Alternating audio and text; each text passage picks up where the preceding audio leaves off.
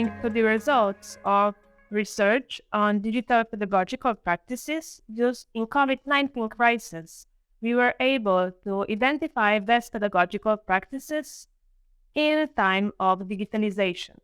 After this research, each partner of the DigiFoodEdu project has organized 2 training sessions where we shared results of this research and knowledge that we have gained. The training sessions were organized for other pedagogical staff from our organizations. We have focused specifically on the pedagogical staff that participate in project-based learnings, especially those accompanying ecotrophilia projects. Training sessions were supported with useful hints and online links to digital tools.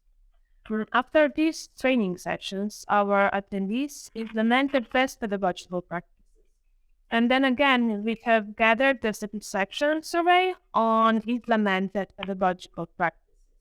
With this step, we have validated whether identified good pedagogical practices are really well accepted by teachers and also students.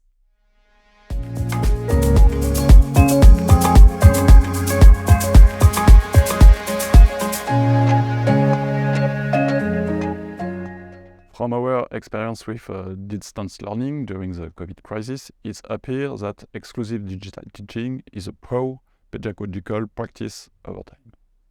Instead, combining digital instructions with traditional face-to-face instruction was a great opportunity for increased flexibility, more efficient work progression, and better time management.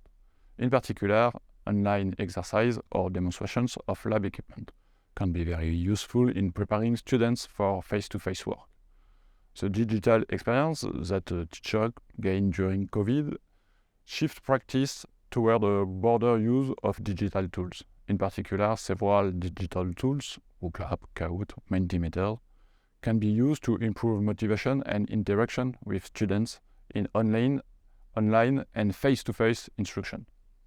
Dividing students into groups is also an interesting practice that can be implemented both online, using multiple groups in the virtual classrooms and in face-to-face sessions.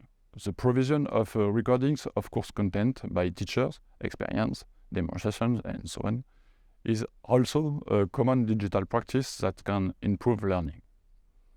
Finally, the simplest practice of taking regular breaks was also reported as a good practice during online courses and during the traditional teaching process. After breaks, students are more focused to continue their work.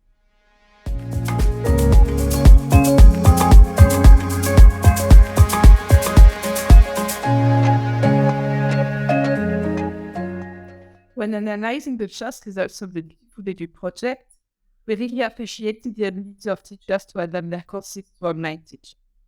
Of course, it was not easy for them, especially for technical learning, but they faced the challenge successfully. When remote learning was stopped in Greece after the sanitary restrictions were lifted, we needed to adapt our plans for the project testing phase. For France and Slovenia, we were able to go on with this phase as online teaching went on long. As a conclusion, it was very satisfying for us to see that the best pedagogical practices were mainly the ones using digital tools.